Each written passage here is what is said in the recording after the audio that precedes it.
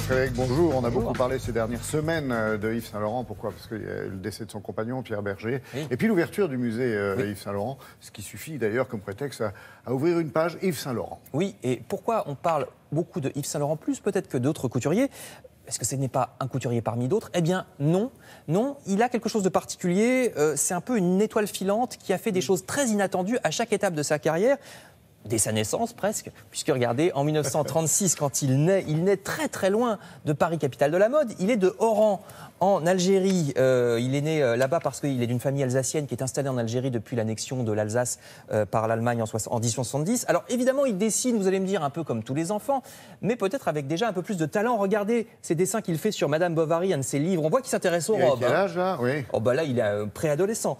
Donc il est fasciné par les gravures de mode qu'il voit par exemple dans les magazines féminin de sa mère à cette époque, sa mère qui a l'intelligence d'encourager cette vocation. Et puis en 1953, justement parce que sa mère croit en lui, eh bien il peut s'inscrire à un concours à Paris organisé par des grands couturiers comme Givenchy ou Christian Dior. Et à l'âge de 17 ans, il remporte un prix. Et grâce à ce prix, il rencontre les gens qui comptent dans la mode à l'époque, notamment Christian Dior. Vous voyez ici Christian Dior à gauche et Yves Saint-Laurent à droite.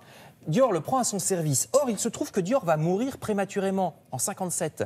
Il a à peine quinquagénaire, donc c'est le tout jeune Yves Saint-Laurent qui, à l'âge de 21 ans, se retrouve à la tête de la maison de couture de Christian Dior, une des plus grosses, une des plus prestigieuses maisons de couture du monde. Il a que 21 ans. À l'époque, il est à peine majeur, puisque on est majeur à 21 ans. Voilà, et il les a depuis seulement 2 mois. Donc vous imaginez, c'est cette précocité incroyable qui fait que dès le tout début de sa carrière, il est très présent dans les médias, ce qui fait qu'on a les archives que je viens de vous montrer. Mais ça ne s'arrête pas là, ça sera l'homme des grandes premières quand il dessine ses collections. Alors évidemment, c'est que de la mode, il n'invente pas le vaccin contre la rage. Mais quand même, ces images nous paraissent banales aujourd'hui, mais à l'époque, il faut voir que les couturiers sont des gens âgés, conservateurs. Donc lui, les collections qu'il dessine sous son propre nom à partir de 62 sont très très innovantes pour l'époque et surtout coup de tonnerre, il va faire des choses qui se faisaient pas du tout. Jusqu'aux années 60, les femmes ne portaient des pantalons que pour le sport ou pour la plage et lui, il va dessiner des pantalons pour les modèles de haute couture. Alors ça, c'est très très important. On est à partir du milieu des années 60, il va commencer à faire ça. Vous voyez des pantalons pour différents costumes, des modèles très très habillés, parfois le smoking comme disait Charlotte ou cette combinaison très habillée pour le soir. Autre grande innovation, le côté ethnique. Là encore, ça ne se faisait pas. Il dessine des modèles inspirés de l'Orient, inspirés des cultures d'autres continents, alors que la mode était très bourgeoise. Il prend des mannequins noirs, ce qui là non plus ne se faisait pas. Il présente des modèles très osés, très volontairement, pour choquer. Regardez ce modèle avec une gaze qui ne laisse rien ignorer de la plastique de cette dame.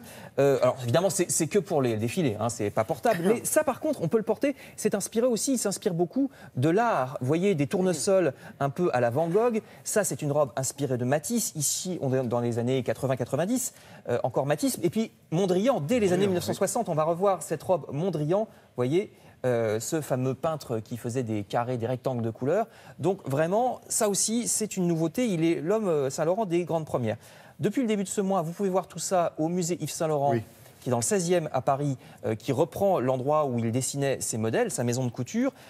Outre ces modèles dessinés, que vous verrez bien sûr, c'est un musée qui parle aussi de sa vie, de sa timidité. C'était quelqu'un de très timide. Vous le voyez, vous l'avez vu ici avec Pierre Berger, parce que c'est Pierre Berger qui l'a supplé, parce que quand on est très timide, c'est pas facile de mener une maison de mode.